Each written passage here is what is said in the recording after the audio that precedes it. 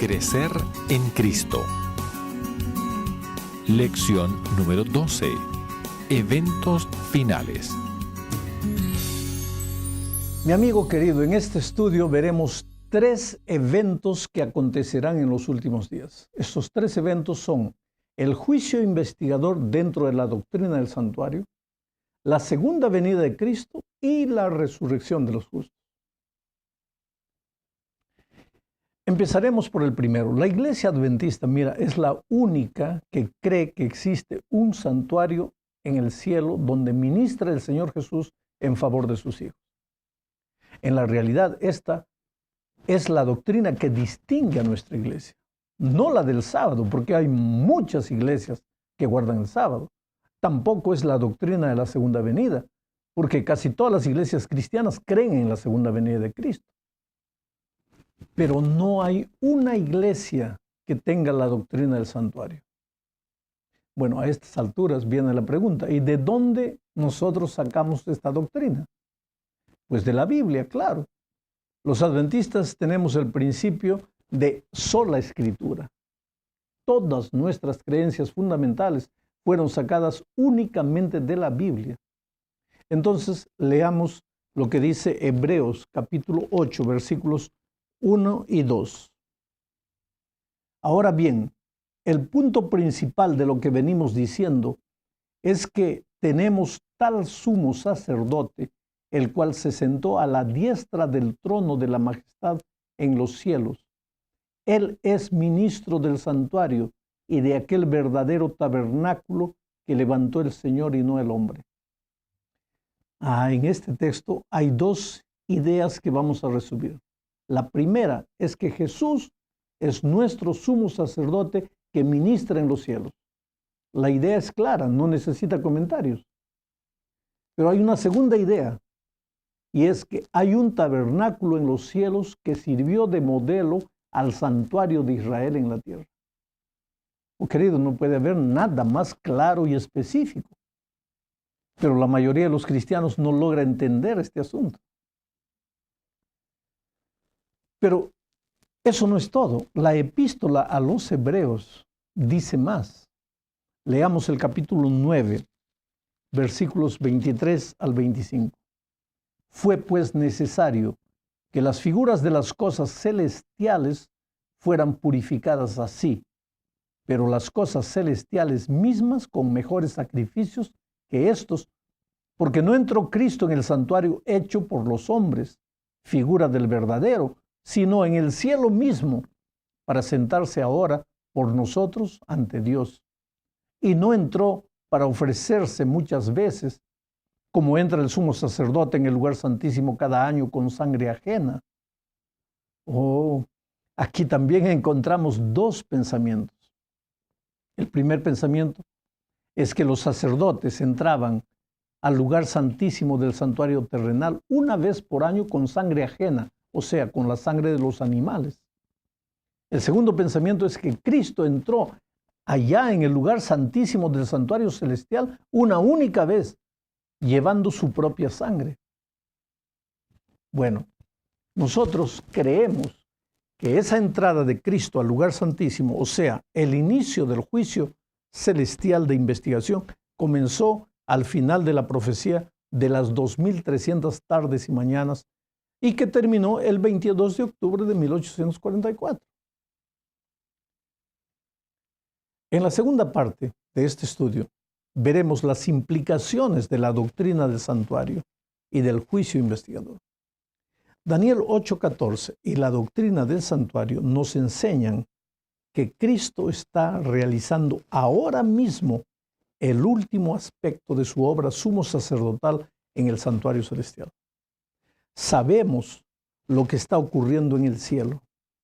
Dios está juzgando a su pueblo.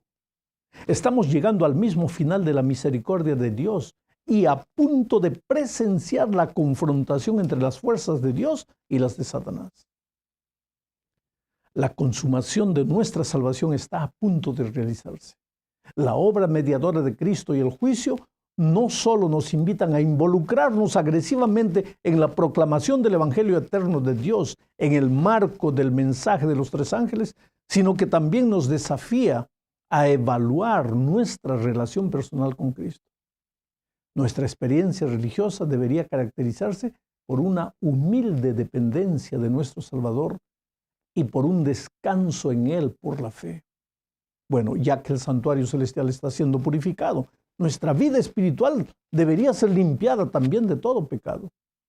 Esa purificación personal ocurre mediante el arrepentimiento y el perdón por medio de Cristo. Por otro lado, el juicio investigador que está en proceso en el cielo en estos momentos es un testimonio del hecho de que Dios y el universo toman en serio a cada ser humano. Esto reafirma nuestra dignidad, nuestro valor en Cristo, porque, mira, Él se ofrece como nuestro abogado. Querido, ningún ser humano es un desconocido en el concilio divino. Los redimidos se unirán a la familia celestial no como extranjeros, sino como personas conocidas, como parientes que gozan de la simpatía y el respeto del resto de la familia de Dios. El juicio investigador significa también que las decisiones y las acciones humanas tienen un impacto cósmico. Lo que somos, lo que pensamos y hacemos queda registrado indeleblemente en los libros del cielo. Ahora, esto, lejos de ser un motivo de angustia y temor, debiera ser el fundamento mismo del gozo. Lo que hacemos, lo que llegamos a hacer, no se pierde en la vastedad del tiempo y del espacio, sino que es preservado dentro del santuario divino. Toda buena obra, toda oración, toda palabra de aliento, toda expresión de amor que tú haces, son preservadas como testigos de la multiforme sabiduría de Dios. Y Dios es capaz de transformar a los seres humanos pecaminosos en criaturas nuevas y santas. Por supuesto, nuestros pecados también están registrados. Las debilidades humanas, las rebeliones, los errores, los fracasos están grabados allí. Pero como Cristo es el abogado del creyente, el perdón está disponible y se ofrece a aquellos que se acercan a Dios por medio de él. Los pecados no les serán contados a los justos durante el juicio investigador. ¿Por qué? Porque ellos mantuvieron una relación de amor con Cristo. Porque fueron colocados entonces sus pecados sobre Jesús en la cruz. Entonces, esos pecados serán borrados para que nunca más vuelvan a ser recordados. El carácter semejante a Cristo del creyente será fijado por toda la eternidad. La purificación del santuario celestial también señala de manera especial la naturaleza moral de nuestro Dios. Aquel que gobierna el universo es una persona cuya voluntad es ley, pero una ley de amor. Él es el árbitro moral del universo y por lo tanto es moralmente responsable delante de él. El remanente debiera tranquilizarse al saber que hay uno que está a cargo del cosmos, que es todopoderoso y todo amor. A fin de restaurar y preservar el orden en el universo, el juicio y la responsabilidad moral son indispensables. Siendo que el juicio se basa en la ley de Dios, entonces el remanente es caracterizado como los que guardan los mandamientos de Dios, como una amorosa respuesta a la gracia divina. En otro aspecto, querido, la purificación del santuario da testimonio del hecho de que el mal no es eterno. Tarde o temprano, el mal va a llegar al fin. Acompañado por los gritos de gozo de las criaturas leales a Dios que alabarán su justicia y su amor, el mal terminará. Solamente a través de la justicia y el amor pueden ser extinguidos el pecado y el mal.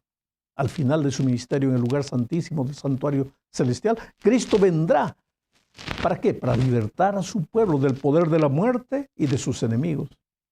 Y en ese momento, Azazel, Satán, será reconocido por todo el universo como la fuente y el originador del mal y del pecado, y se decretará su extinción. Quiere decir, la victoria de Dios y del Cordero sobre los poderes de Satanás será definitiva y el universo todo sabrá de eso. Finalmente, el significado salvífico de la cruz se enriquece a través del estudio del sacerdocio de Cristo en el santuario. Es en verdad la mayor revelación del amor de Dios al universo y el evento indispensable en la solución del problema del pecado. Pero una revelación tal todavía no ha sido sondeada en toda su plenitud y hay dimensiones de ella que solo en la eternidad serán comprendidas. Mira, la obra sacerdotal de Cristo en el santuario celestial está poniendo al descubierto constantemente la riqueza de la cruz.